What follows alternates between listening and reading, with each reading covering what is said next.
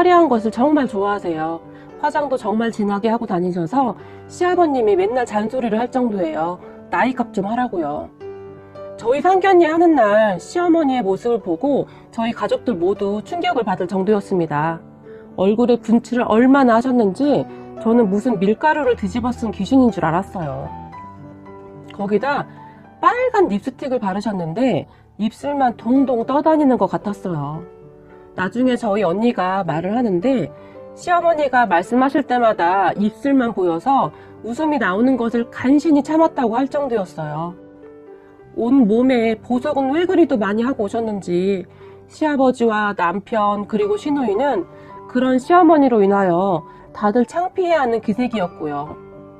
그렇게 상견례를 끝나고 집에 돌아왔는데 언니가 배꼽을 잡으며 너 살면서 심심하지는 않겠다 라며 웃었어요. 그런 언니를 보며 아빠가 사돈한테 예의 없게 뒷말을 하느냐며 잔소리를 하셨는데 장난기 많은 저희 언니가 에이 아까 아빠 표정이 제일 장난 아니었어.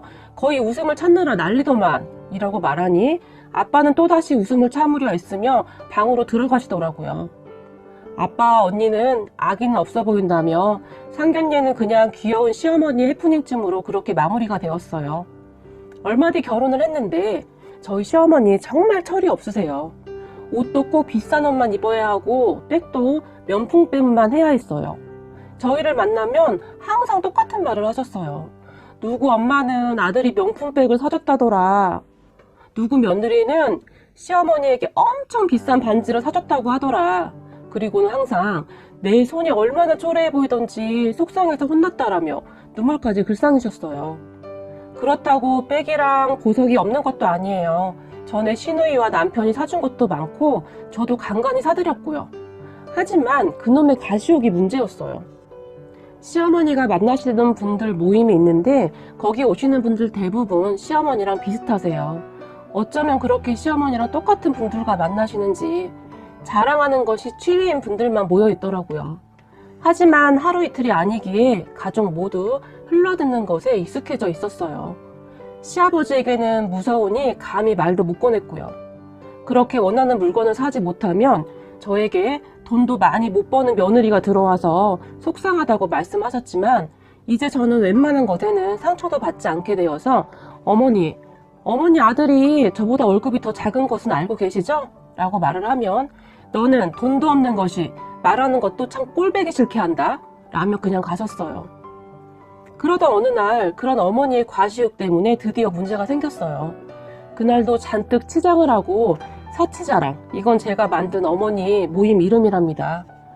모임에 나가셔야 하는데 마음에 드는 액세서리가 없으니 딴 고민을 많이 하셨던 것 같아요. 그러다가 저희 집이 생각이 났는지 갑자기 남편에게 전화를 했나 봐요. 남편이 저보다 일찍 퇴근을 하거든요. 남편이 혼자 있다는 말을 듣고는 급히 저희 집에 오신 거예요. 그렇게 오신 시어머니에게 남편이 무슨 일이냐고 물었는데 시어머니는 엄마가 아들 집에 오는데 꼭 무슨 일이 있어야 오는 것이냐? 라고 말을 하면서 집으로 들어오셨대요. 남편은 그런 시어머니를 보며 돈 달라는 얘기면 나한테 하지마. 나 돈 없어. 와이프한테 용돈 받아 쓰고 있는 거 알잖아? 그러니까 돈 달라는 말은 꺼내지도 마. 라고 말을 했다고 해요. 그런 남편에게 시어머니는 아유 멍청한 놈. 지 마누라 눈치나 보고 있고 잘한다 잘해. 라며 남편을 나무랐다고 하네요. 하지만 남편은 신경도 쓰지 않았고 시어머니는 집안 곳곳을 다니며 살림이 이게 뭐냐며 남편에게 잔소리를 했나 봐요. 남편은 그런 시어머니에게 맨날 놀러 다니는 엄마보다 나으니까 신경 쓰지 마 라고 맞받아치고는 소파에 누워서 TV를 보고 있었대요. 잠시 후 시어머니가 조용히 안방으로 들어가서 나오지 않자 남편이 뒤따라 들어가 보니 시어머니가 제 보석함을 열어보고는 놀라시며 얘는 무슨 귀금속이 이렇게 많니? 이렇게 많은데 왜 그냥 다니는 거야? 라고 물었대요. 그래서 남편은 그거 장모님이 남기신 유품이야. 와이프도 아까워서 잘 못하고 다니는 거니까 그거 만지면 안 돼. 와이프가 정말 싫어해. 그러니까 빨리 나와. 난 분명히 경고했다. 라고 말을 했고 시어머니는 치사하다며 방에서 나왔다고 합니다. 그런데 나오기 전에 이미 제 귀금속을 몇 개 챙겨서 나왔던 것 같아요. 그리고는 시어머니는 제가 없을 때만 저희 집에 와서 귀금속을 조금씩 가지고 가신 것 같아요. 대부분 사람들이 보석함을 매일 열어보지는 않잖아요. 저는 그렇게 개금속이 없어진 줄도 모르고 있다가 결혼식에 가려고 옷을 챙겨 입다 보니 옷에 어울리는 귀걸이나 하나 할까 싶어 보석함을 열었는데 보석함이 휑한 거예요. 저는 순간 저희 집에 도둑이 들어온 줄 알았어요. 깜짝 놀라 남편에게 말을 했는데 남편이 갑자기 시어머니에게 전화를 해서는 엄마 미쳤어? 내가 와이프 거 손대지 말라고 했지. 당장 와이프 거 다 가지고 와. 당장! 이라며 불같이 화를 내더라고요. 저는 이게 무슨 일인가 싶어 멍이 서 있었고요. 하지만 시어머니는 절대 안 가져갔다며 자기를 뭘로 보며 하는 소리냐며 발뺌을 했다고 합니다. 남편은 장모님 유품들이라 자기가 정말 아끼던 것들인데 정말 미안해. 내가 가서 다 찾아올게. 라며 화가 나서 옷을 입는데 제가 말렸어요. 그리고는 남편에게 앞으로도 시어머님이 집에 오셔도 그냥 두라고 했습니다. 아무 말도 하지 말고 어떠한 내색도 하지 말라고요. 저희 시어머니는 이 난리 속에서도 분명히 다시 오실 분이거든요. 그렇게 철이 없으세요. 설마 다시 오겠냐는 남편에게 며칠만 기다리라고 했어요. 그리고 저는 그날 마트에 가서 가짜를 샀어요. 왜 그런 거 있잖아요. 골라 2개 10,000원 그런 거요. 그런 것들 중에 정말 괜찮은 것들만 사서 보석함에 넣어두었고 진짜들은 옷장에 깊숙이 숨겨두었죠. 가짜를 사기 전 판매하시는 분과 상의해서 정말 괜찮은 것들만 골랐어요. 제가 꽤 많은 양을 사가자 판매하는 아저씨가 신이 나서 정말 정성을 다해 골라주더라고요. 보석만 보면 정신을 못 차리기도 하고 저희 시어머니 정말 허당기가 많아서 저는 분명히 속아 넘어가실 거라 예상했어요.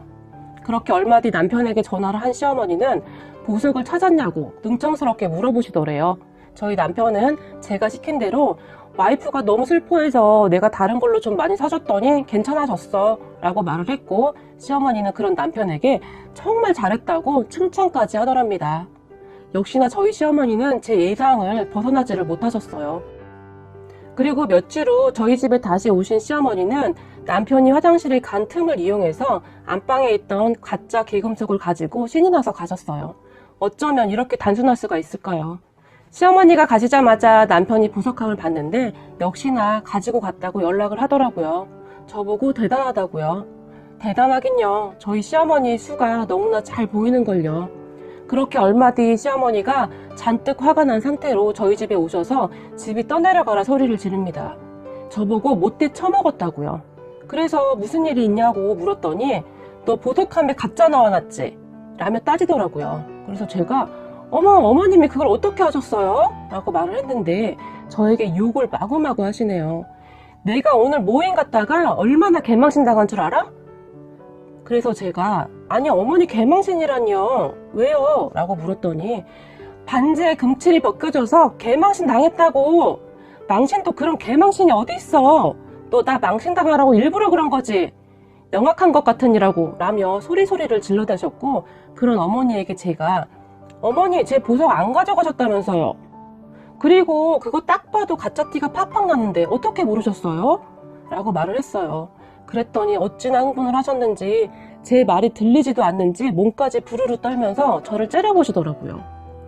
남편은 그런 시어머니에게 그럼 그동안 엄마가 다 가져간 거네? 엄마 진짜 미쳤구나. 그거 장모님 유품이라고 내가 말했잖아. 그런데도 그걸 가져갔어? 라고 말을 하고는 엄마 앞으로 우리 집 출입 금지야. 들어오는 순간 지금까지 있었던 일 아버지한테 다 말할 거야. 엄마가 보석에 정신이 나가서 장모님 유품 훔쳐갔다고. 아버지 성격 잘 알지? 와이프가 이번 한 번만 참으라고 해서 내가 이번만 참는데 한 번만 더 그러면 나 아버지한테 다 말할 거야. 그러면 아버지 성격상 이번에는 엄마 한두 달이 아니라 한 1년은 집에 못 들어가게 될 거야. 아니면 더 할 수도 있고. 그렇게 어머니는 자식 키워도 소용없다며 대성통곡을 하다 돌아가셨고 남편은 그런 시어머니에게서 저희 엄마 유품을 다 가지고 왔어요. 시어머니께 너무 심하게 한 것은 아닌지 저도 조금 미안하긴 했지만 어떻게 하겠어요. 이렇게 하지 않으면 정도가 없는 분이라 방법이 없었네요. 시누이조차도 이야기를 듣더니 혀를 내두를 정도였어요. 이미 시누이 집에서도 많이 가져갔다면서요. 시누이 시어머니가 주신 진주 세트도 가져가서 달라고 했는데 듣는 척도 안 하더라고요. 저희 엄마 유품이라는 말에 시누이가 오히려 미안하다고 사과를 하더라고요. 정말 엄마 때문에 못 살겠어요, 언니. 라며 울먹이면서요.